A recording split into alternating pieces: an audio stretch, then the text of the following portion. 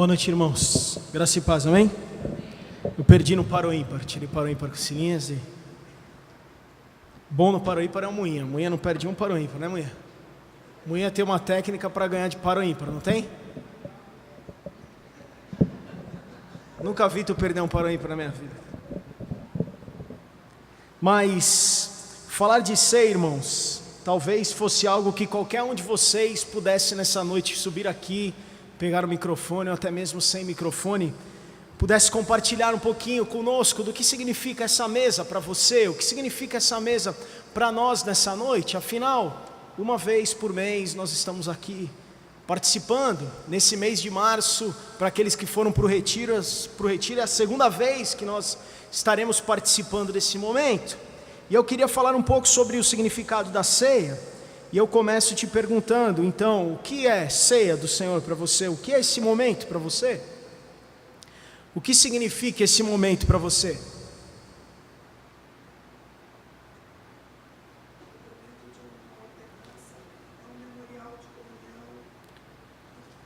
Uma ordenança, um memorial de comunhão, foi o que a Rosângela falou. O que mais? O que significa a ceia do Senhor para você?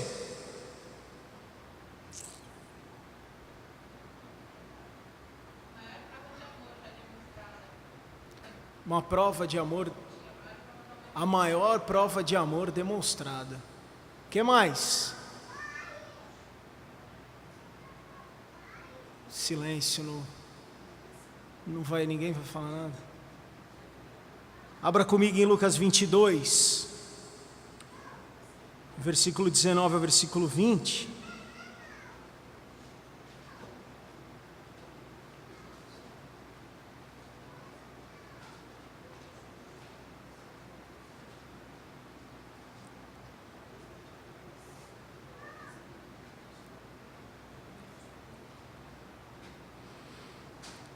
Lucas 22, versículo 19 diz assim: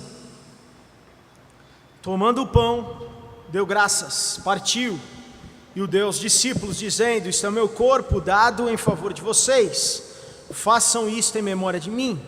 Da mesma forma, depois da ceia, tomou o cálice, dizendo: este cálice é a nova aliança no meu sangue, derramado em favor de vocês. Jesus então está com os seus discípulos reunido para aquilo que é considerado a última ceia.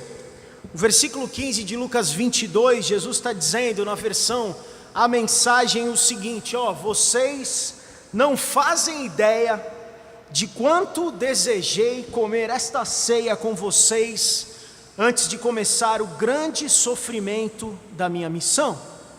Jesus tinha oportunidade então ali de estar com seus discípulos pela última vez.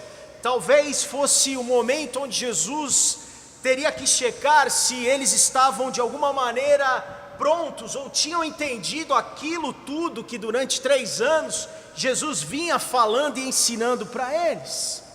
Ainda assim, irmãos, pelo histórico, é provável que eles não estivessem entendendo muita coisa.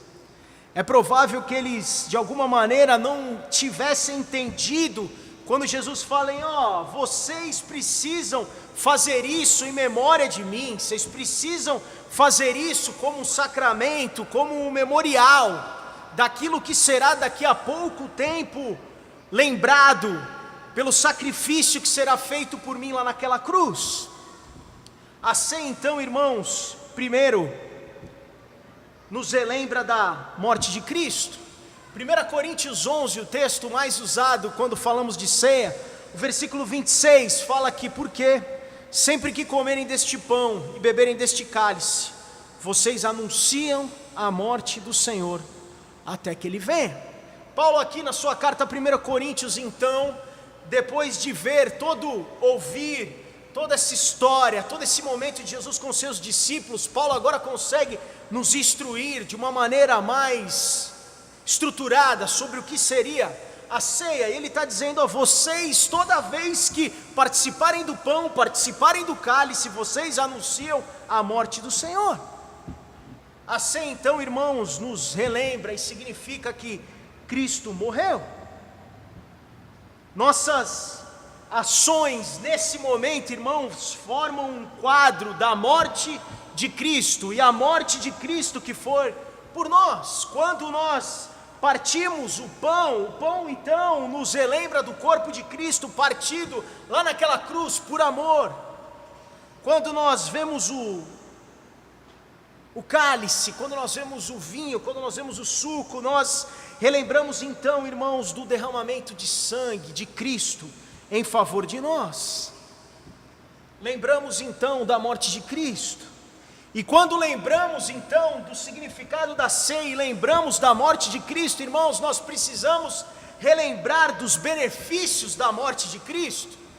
Precisamos lembrar da nossa participação, da nossa parte nos benefícios da morte de Cristo. Quando individualmente nós nessa noite pegamos o cálice, quando tomamos, cada um de nós, irmãos, está de alguma maneira proclamando, por meio desse ato que está tomando, fazendo parte dos benefícios da morte de Cristo para cada um de nós. E quais são os benefícios dessa morte, irmãos? Quais são os benefícios que essa morte trouxe para nós? E eu listei alguns. Romanos 3:24 diz assim: sendo justificados gratuitamente por sua graça, por meio da redenção que há em Cristo Jesus. 2 Coríntios 5:21 diz: Deus tornou o pecado por nós, aquele que não tinha pecado, para que nele nos tornássemos justiça de Deus.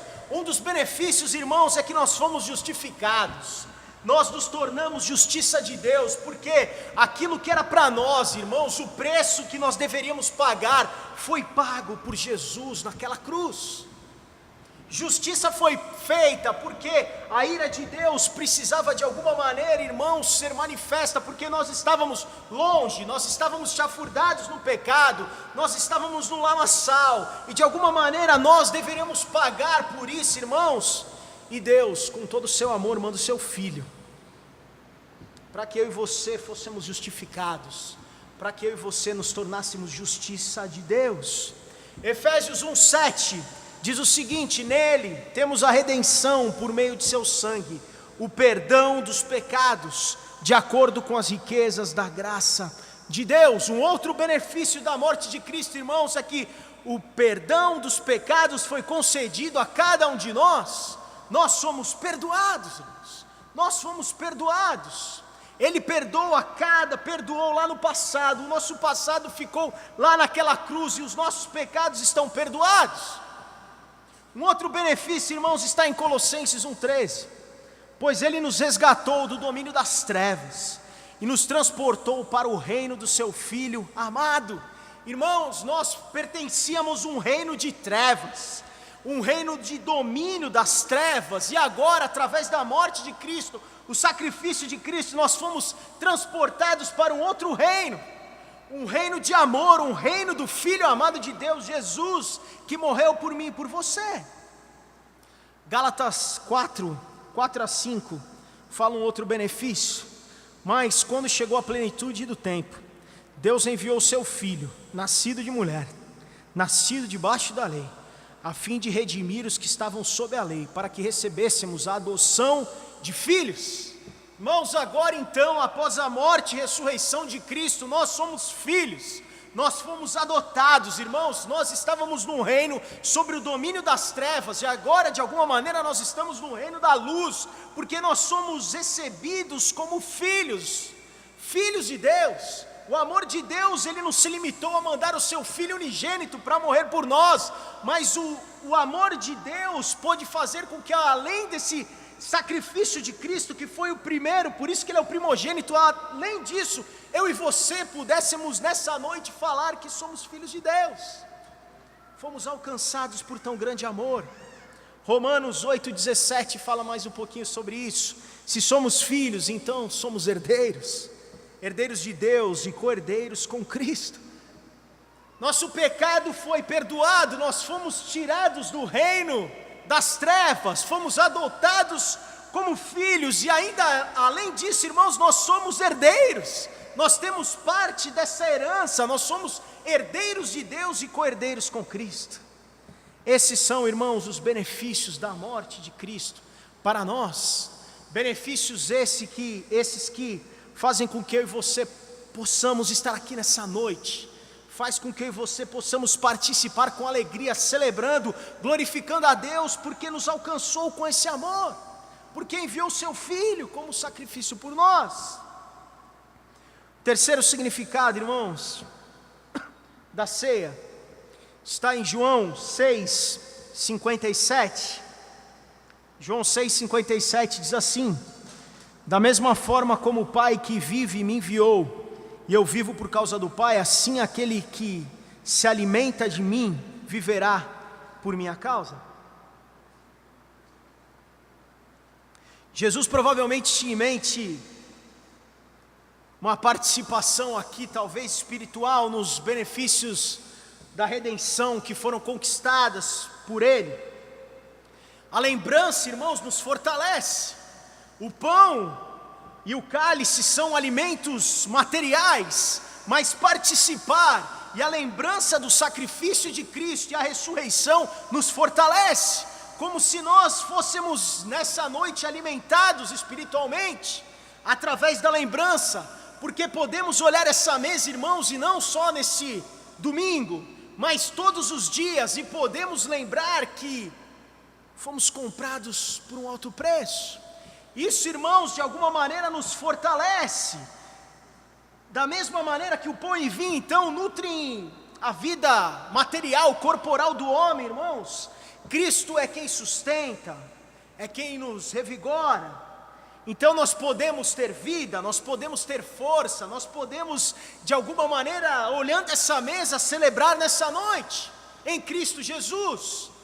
A lembrança então nos fortalece, irmãos. A lembrança faz com que eu e você possamos estar livres nessa noite, possamos participar sem nenhum peso, sem nenhum jugo, possamos participar porque fomos alcançados.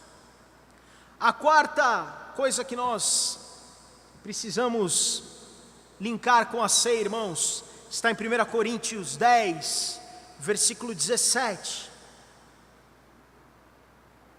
A ceia então nos lembra da morte de Cristo, nos lembra da nossa participação dos benefícios da morte, nos alimenta espiritualmente. Em quarto, ela significa a unidade dos cristãos. 1 Coríntios 10, 17, Paulo diz o seguinte: por haver um único pão, nós que somos muitos, somos um só corpo, pois todos participamos de um único pão. Irmãos, quando nós participamos aqui juntos na ceia do Senhor, nós podemos ver um sinal nítido de unidade, de uns para com os outros. Quando alguém, irmãos, participa desse momento conscientemente alheio a Deus e alheio aos irmãos, tem alguma coisa errada. Você não tem um lugar próprio nessa mesa, porque essa mesa fala de comunhão, da comunhão de um Deus Pai com o seu Filho, da comunhão de alguma maneira desse Deus quando manda o seu Filho para morrer por nós e faz então que nós sejamos filhos, sejamos herdeiros. E esse momento que nós podemos nessa noite celebrar, nós podemos trocar o pão, nós podemos comer o pão, trocar o cálice, podemos de alguma maneira juntos, irmãos, com unidade, podemos reafirmar aquilo que Paulo disse: nós somos um corpo, nós somos um corpo, e nós podemos fazer isso juntos, como igreja, como família de Deus nessa noite. Nós podemos relembrar. Quando então, irmãos, nós participamos, nós lembramos que Cristo morreu por nós, lembramos que temos muitos benefícios com a sua morte, lembramos que de alguma maneira somos alimentados espiritualmente. E agora, irmãos, nós estamos unidos, e como família nós podemos participar desse momento. Isso deveria por si só, irmãos, nos dar um grande motivo de gratidão, de alegria a cada momento que nós olhamos para essa mesa, em cada momento que nós fomos participar. Agora, irmãos, além disso, quando nós participamos, nós reafirmamos mais 3 coisas. A primeira delas é que Ele morreu por nós, Ele ressuscitou. Isso foi uma prova de amor, uma prova de amor por nós. O fato de que nós podemos participar da ceia, irmãos, nessa noite é um lembrete vivo, é um sinal visível nas nossas vidas de que Jesus, Deus, nos ama. O fato de estarmos aqui, nós pegarmos o pão, nós pegarmos o cálice, irmãos, é prova do amor incondicional de Deus por nós.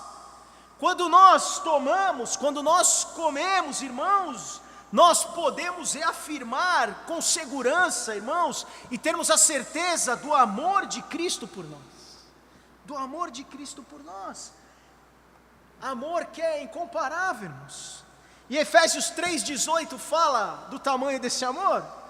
E diz assim, Efésios 3,18, para que assim, junto com todo o povo de Deus, vocês possam compreender o amor de Cristo, em toda a sua largura, comprimento, altura e profundidade. E a largura desse amor, irmãos, é algo que abrange todos nós. Não há acepção, não há nada, irmãos. Marcos 16:15, Jesus está dizendo para eles, vocês precisam ir por todo mundo, pregar o evangelho para todo mundo. Todos precisam saber desse amor, todos precisam ouvir desse amor, porque esse amor abrange todos, esse amor é para todos nós, irmãos. Não importa se você é São Paulino, Curitiano, Palmeirense, Santista, não importa se você é branco, negro, não importa, importa que nós somos amados, e esse amor nos alcançou, irmãos. Esse amor tem essa largura, agora esse amor também tem um comprimento, irmãos, porque esse amor abrange todos os tempos. Deus nos amou lá atrás, Deus nos ama hoje, Deus vai nos amar para sempre, até que Ele venha. Esse é o cumprimento desse amor que se revelou lá naquela cruz e se revela diariamente, irmãos, por nós.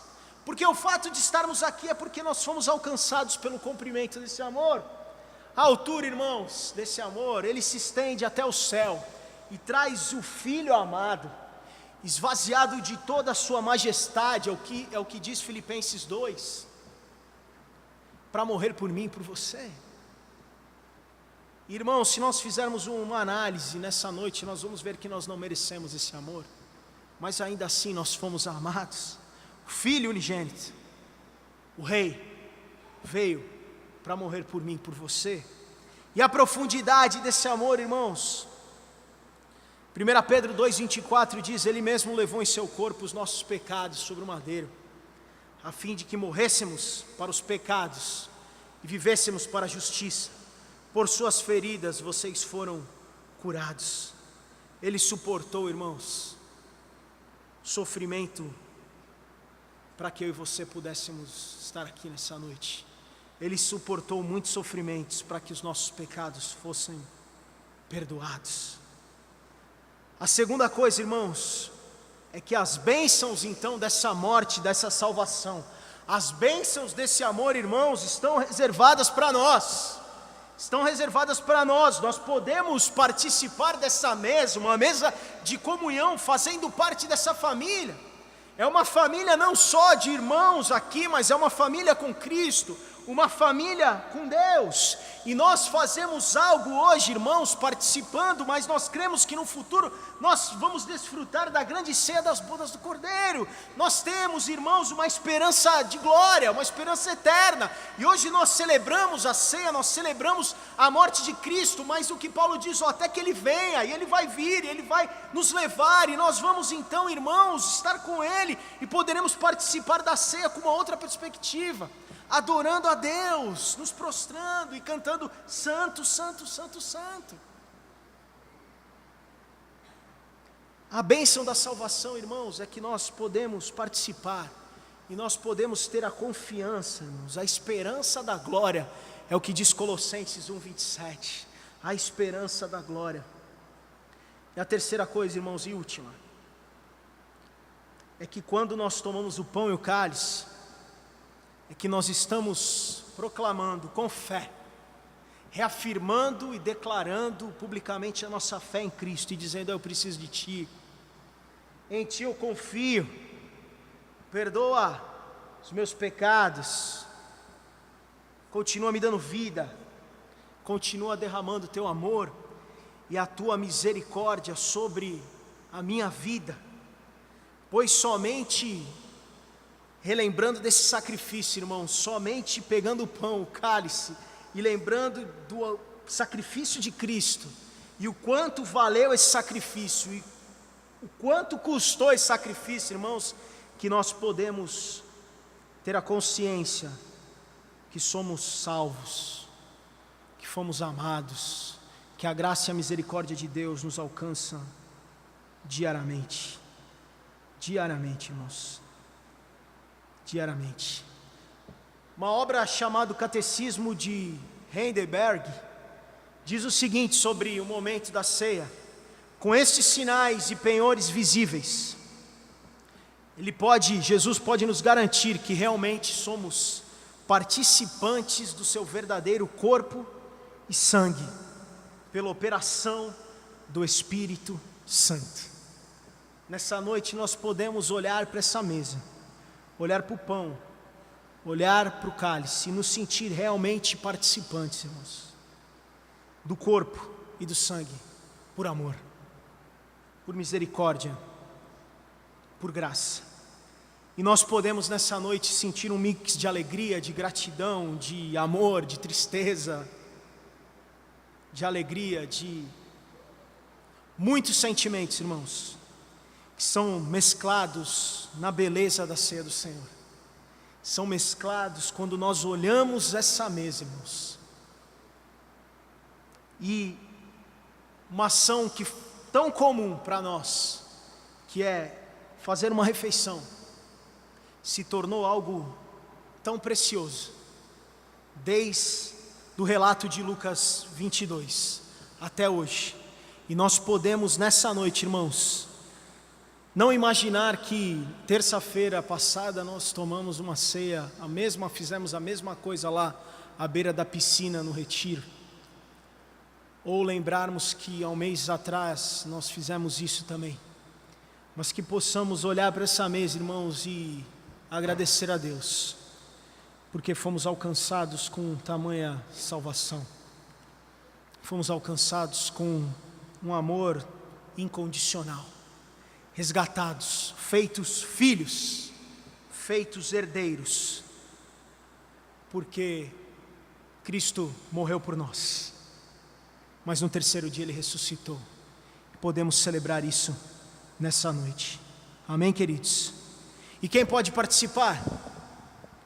Nós entendemos como comunidade que aqueles que já entenderam esse sacrifício, essa morte e ressurreição de Cristo, e já aceitaram Jesus então como seu único e suficiente Salvador, entendemos que após fazer isso, o próximo passo então é externalizar isso e dizer publicamente: eu aceitei a Cristo e agora eu faço parte da família de Deus. E nós fazemos isso através do batismo. Então, se você aceitou a Cristo, você é batizado. E por último, se você está em comunhão com a sua igreja, pode ser que você não faça parte dessa igreja, mas se você está em comunhão com a sua igreja, você é convidado a participar.